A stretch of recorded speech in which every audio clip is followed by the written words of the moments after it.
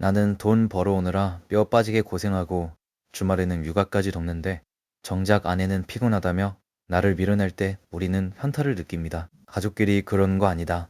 애들 밤 늦게까지 공부하는데 무슨 주책이냐며 면박을 주기도 하죠. 이럴 때마다 내가 번식을 위한 도구인가 싶고 자존심이 바닥을 치는 기분이 듭니다. 심지어 안 하니까 지점도 안 생기고 편해서 좋다는 아내의 빈잔에 억장이 무너집니다. 하지만 이것은 당신의 매력이 떨어졌거나 아내의 사랑이 식어서 벌어지는 일이 아닙니다. 이 현상의 진짜 원인은 당신의 이기적인 태도나 성격에 있지 않습니다. 그것은 바로 50대를 기점으로 급격하게 바닥나는 여성 호르몬 때문입니다. 우리는 흔히 갱년기라고 하면 짜증이 많아지는 정도로만 가볍게 생각하는 경향이 있습니다. 하지만 통계학적으로 49, 7세 전후로 폐경이 찾아오면 여성의 몸은 완전히 다른 생태계로 변하게 되죠. 이것은 마치 전투기가 연료 없이 적진을 날아가는 것과 같은 극단적인 비상사태입니다. 과거 프랑스는 적국의 핵을 투하하기 위해 미라주 사호 폭격기를 띄웠습니다. 하지만 연료가 부족해 편도 비행만 가능한 자살 특공대와 같은 상황이었죠. 그래서 그들은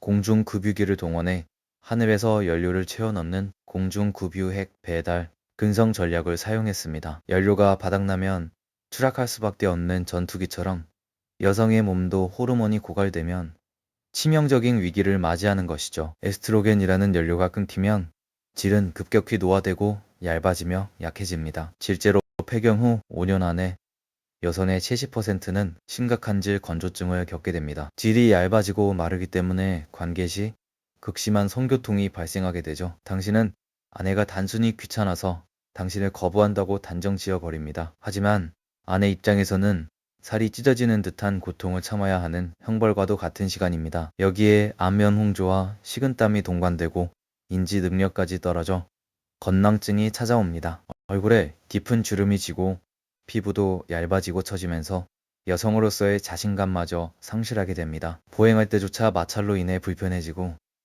밤에는 화장실을 들락날락거리며 수면의 질까지 떨어지게 되죠. 이 모든 것이 여성 호르몬이라는 무시무시한 물질이 사라지면서 발생하는 연쇄 반응입니다. 여성 호르몬은 우리의 감정과 행동 습관 등 모든 것을 송두리째 바꿔놓습니다. 작은 일에도 막 화가 나고 우울증이 생기며 가족 간의 관계까지 파탄으로 몰고 갑니다. 남성들도 50대 후반에서 60대 사이에 테스토스테론이 떨어지며 갱년기를 겪게 됩니다. 하지만 남성은 어느 한 시점에서 확 떨어지는 것이 아니라 서서히 감소하는 형태를 띠게 되죠. 반면 여성은 폐경이라는 명확한 기점을 통해 하루아침에 급격한 전환점을 맞이합니다. 그래서 남성보다 여성이 훨씬 더 갱년기를 심하게 앓고 뼈저린 변화를 느끼게 됩니다. 이 시기에 아내들은 40대 내내 입시와 육아에 시달리며 부부관계를 중단했던 관성까지 더해져 더욱 방어적으로 변합니다. 그렇다면 이대로 평생 스킨십 없이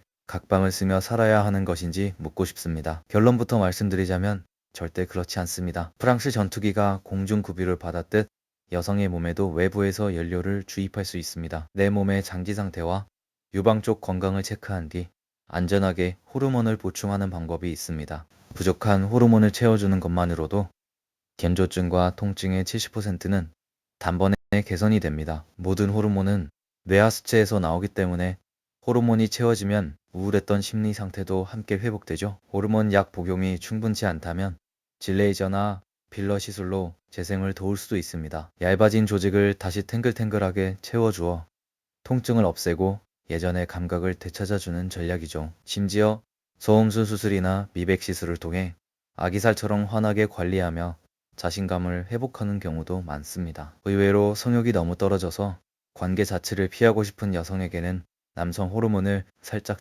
주사하기도 합니다. 여성 호르몬과 남성 호르몬이 함께 들어가면 리비도, 즉 성욕이 다시 올라가고 활력을 되찾게 됩니다. 클리토리스가 조금 커지기도 하며 오르가슴을 훨씬 더 잘 느끼게 되죠. 오히려 아내 쪽에서 먼저 관계를 원하게 되어 숨겨진 본능이 떼어나는 마법이 벌어지는 것이죠. 실제로 50대 중반의 한 여성 환자는 남편이 매일 관계를 원해서 일주일에 두세 번으로 절충하며 행복하게 지냅니다. 해외에 거주하는 60대 아내분은 남편의 사랑을 듬뿍 받기 위해 매년 한국에 들어와 꾸준히 질 관리를 받기도 합니다. 어떤 분들은 50대가 넘으면 가족끼리 그런 거 하는 거 아니라고 점잖은 척을 합니다. 하지만 산부인과 전문의가 가장 싫어하는 말이 바로 가족끼리 하면 안 된다는 핑계입니다. 남편과 아내는 영촌인 관계지만 세상에서 가장 은밀하고 특별한 관계입니다. 해외 평균 데이터에 따르면 60대 부부의 평균 관계 횟수는 놀랍게도 주 2회에 달합니다. 성생활은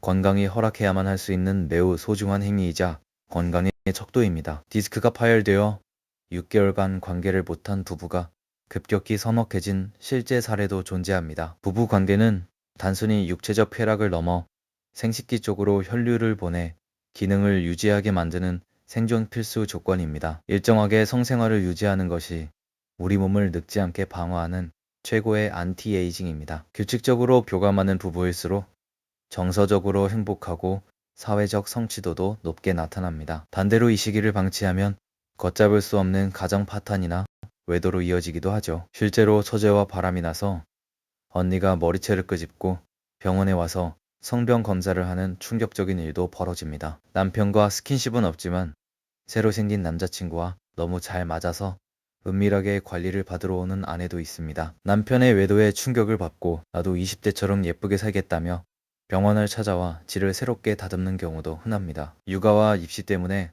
40대 내내 억눌러왔던 본능을 50대에는 다시 건강하게 깨워야 합니다. 창피함을 걷어내고 부부가 서로의 몸 상태를 솔직하게 공유하는 것이 첫 걸음입니다. 골이 너무 깊어지기 전에 산부인과나 전문가를 찾아 객관적인 도움을 받아야 합니다. 한번 멀어진 부부 사이를 다시 되돌리는 데는 엄청난 시간과 노력이 소모되기 때문입니다. 당신의 아내가 당신을 거부하는 진짜 이유를 알았으니 이제는 당신이 먼저 공중급유기가 되어 아내의 몸과 마음을 채워주어야 할 때라고 하네요.